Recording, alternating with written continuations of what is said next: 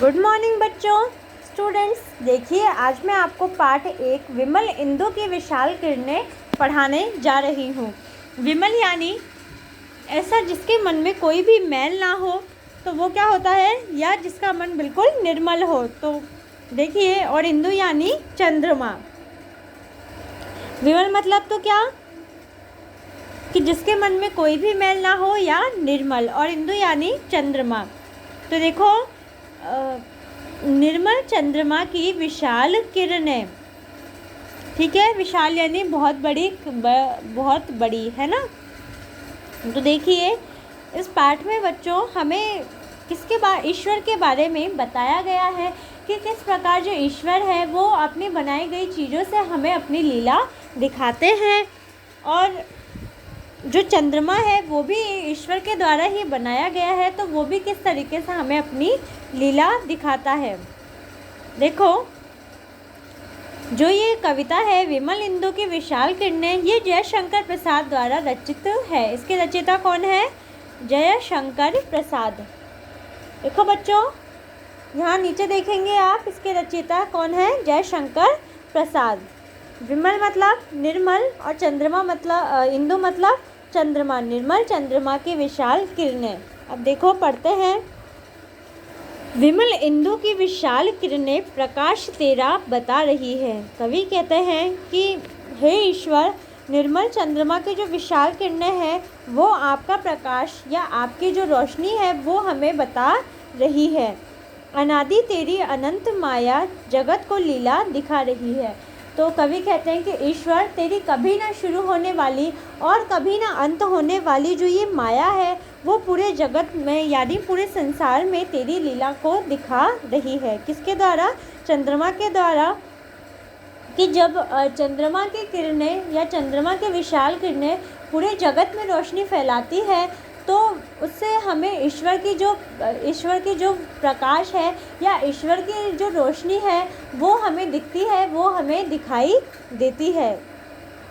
और क्या बोलते हैं कवि कि तेरी कभी ना शुरू होने वाली और कभी ना अंत होने वाली जो ये माया है वो क्या है?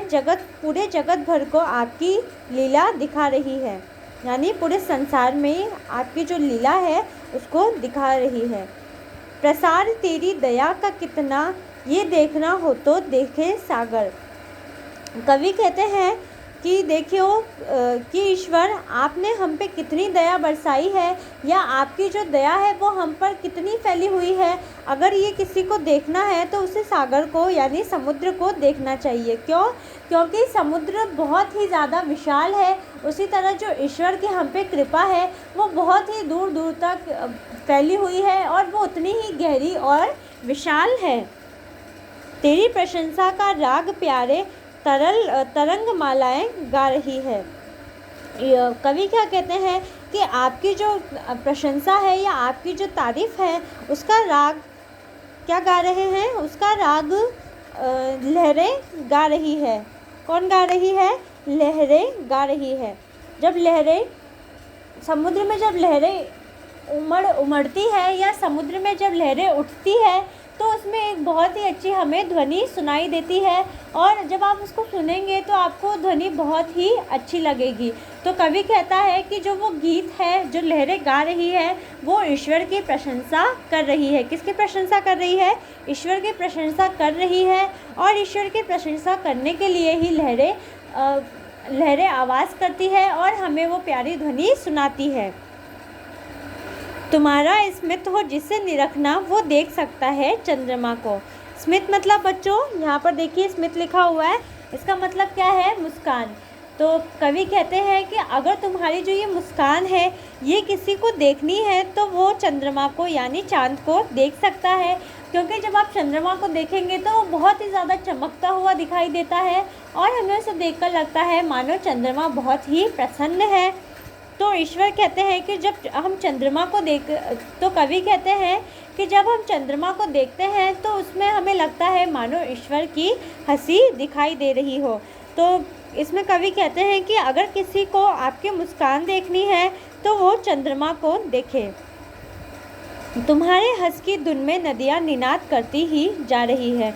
कवि कहता है कि जब नदियाँ में से हमें आवाज़ आती है या नदियों में से हमें ध्वनि सुनाई देती है तो हमें ऐसा लगता है मानो ये जो नदियाँ हैं वो ईश्वर के हंसने की धुन में, वो ईश्वर नदियों में क्या सुनाई देता है हमें कि मानो जैसे ईश्वर हंस रहे हों। क्या सुनाई देता है? नदी के जो जब नदियाँ निनाद करती है, यानी जब नदियों में से हमें ध्वनि सुनाई देती है तो हमें क्या लगता है मानो ईश्वर हंस रहे हों और उसकी ध्वनि हमें नदियों में सुनाई दे रही हो।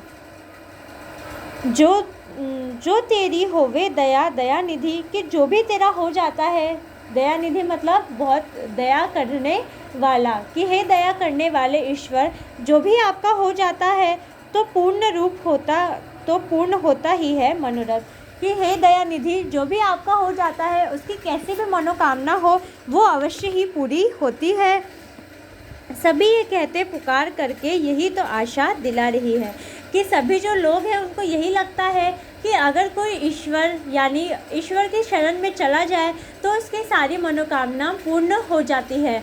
और जो ये हमारी भावना है कि अगर हम आपके शरणों में आ जाएंगे तो आप हमारी सभी मनोकामनाएं पूर्ण कर रहे हैं, यही हमारे जीवन को बड़े ही आसानी से चला रही है और हम जीवन में यही आशा करते हुए हमेशा आगे बढ़ते हैं और आपकी सेवा या आपको याद करते हैं। तो इस तरीके से बच्चों हमने इसका एक बार फिर से दोहरान कर लिया, आप भी इसका दोहरान करिए और समझिए। धन्यवाद।